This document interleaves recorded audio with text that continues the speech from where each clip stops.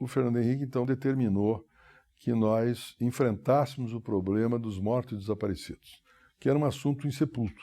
Na perspectiva dos direitos humanos, o grande momento foi a aprovação da lei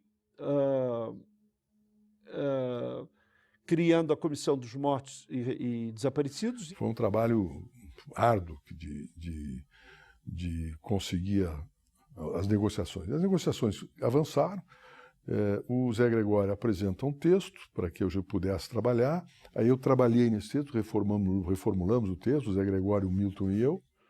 Essa lei é o marco fundamental do acerto de contas do Estado brasileiro com a política da ditadura. Eu mostrei ao Fernando que nós tínhamos que fazer uma distinção entre a morte de alguém na luta armada e a morte de alguém depois de um momento em que ele se encontrasse num estado de submissão, num estado de prisão. Ou seja, o sujeito estava reduzido, não tinha como reagir mais. A partir daquele momento, então, eu sustentava que o Estado brasileiro era responsável pela vida do sujeito. E se o sujeito viesse a morrer ou desaparecer depois daquilo, o Estado tinha a obrigação de indenizar. Se o sujeito tivesse morrido na disputa armada, propriamente dita, era problema de disputa armada, era uma opção política, enfim. Aí, então, o Fernando aceitou essa tese, essa linha divisória. Eu, então, fui conversar com o general Zenildo e com o Estado-Maior. Acabamos aprovando isso. Eles toparam, aceitaram, o acordo foi feito. Era necessário um acordo político.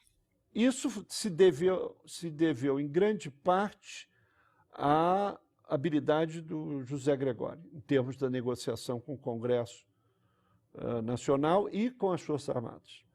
E ele conseguiu que o projeto de lei fosse aprovado como foi enviado pelo governo. Então foi um grande momento do Fernando, foi um enfrentamento de um assunto que ninguém queria enfrentar, que era a questão dos mortos desaparecidos. Eu me lembro do dia que foi lançado o Programa Nacional de Direitos Humanos número 1, foi também o dia que o presidente entregou simbolicamente o primeiro cheque a uma parente de um desaparecido. E algumas pessoas torceram o nariz, coisa mais mau gosto, entregar um cheque em público, mas estava sentado ao lado da mãe desse desaparecido e ela me dizia: você veja, mataram meu filho, a ditadura militar, isso foi reconhecido, agora eu estou aqui, a memória dele sendo reconhecida. E o presidente estava emocionadíssimo quando ele entregou esse cheque.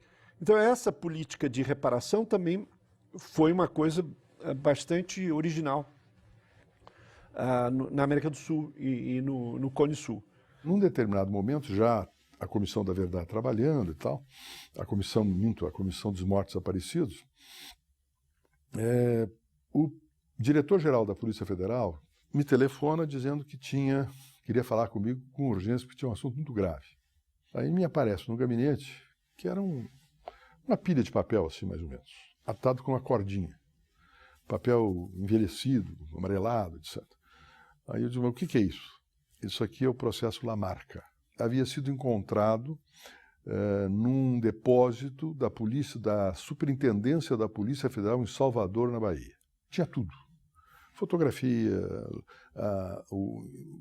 as descrições das ações, o modelo, o que ia ser feito, enfim, uma coisa bem tipicamente militar. Tudo aquilo que eles chamam regras de engajamento, ou seja, o que o sujeito pode fazer, deixar de fazer, etc. Tinha, inclusive, a autópsia, fotografia da autópsia, fotografia das mortes de todo mundo e tal. Politicamente, o Lamarca era o personagem mais emblemático do processo à época do conflito armado entre os militares e a guerrilha. E tinha um agravante no Lamarca, que não tinha nos outros. O Lamarca tinha sido militar. Aí eu liguei ao Fernando e digo: Fernando, eu tenho um problema aqui, preciso conversar contigo. Mostrei a ele, o Fernando se emocionou, porque entre os personagens que apareciam nas fotografias mortos, porque as fotografias preto e branco, com o sujeito atirado, morto, enfim, tinha ex-alunos dele, e o Fernando conhecia muita gente daquilo, ele ficou um pouco abalado com aquilo. Aí ele me perguntou: Jobim, o que tu pretende fazer com isso? Digo, olha, não tem outra saída. Eu li tudo isto, verifiquei que quando o Malamarca foi morto, ele estava já além da linha divisória da lei que nós votamos. Aí eu disse, olha, tem que levar isto à comissão de mortos desaparecidos. Agora, eu acho que tu tem que me autorizar, eu tenho uma conversa prévia com o general Zenildo, para mostrar isto. E ele disse, não, vamos fazer isso. Marcamos uma reunião no Forte Apache, no gabinete do comandante do ministro do Exército, Zenildo. Aí o Zenildo disse, mataram o Lamarca. Ele perguntou para mim, Jobim, o que tu pretende fazer com isso? Eu digo, olha, eu vou mandar esse documento hoje para a Comissão de Mortos Desaparecidos e vou conversar com eles, dizendo, olha, você tem que examinar isso e resolver logo. E disse a ele mais, diz, olha, se nós não decidirmos pela indenização e pelo reconhecimento da responsabilidade do Estado pela morte do Lamarca, todo o trabalho que a Comissão de Mortos Desaparecidos vier fazer vai perder sentido, porque esse é um nome emblemático. Aí o Zenildo olhou para mim e disse, Jobim, tu tem toda a razão, me dá uma semana. E ao mesmo tempo eu chamei o deputado Sigmaringa Seixas e o Dr. Luiz Roberto Greenhalgh, porque os dois eram advogados desse pessoal e das famílias e tinham envolvimento sobre o problema dos mortos desaparecidos. Conversei com os dois e aí o Sigmaringa diz assim para mim, vamos fazer o seguinte, me dá uma semana. Ou seja, a mesma frase do general Zenildo, dá uma semana que eu tenho que conversar com os meus radicais. Então passou uma semana, esse negócio foi para a Comissão dos Desaparecidos e a família do Lamarca foi indenizado. E aí aconteceu aquilo que eu havia afirmado e que o Fernando tinha inclusive previsto, que era o fato de que, feita a indenização, o Lamarca estaria definitivamente sepultado. Tanto é que não se fala mais nele.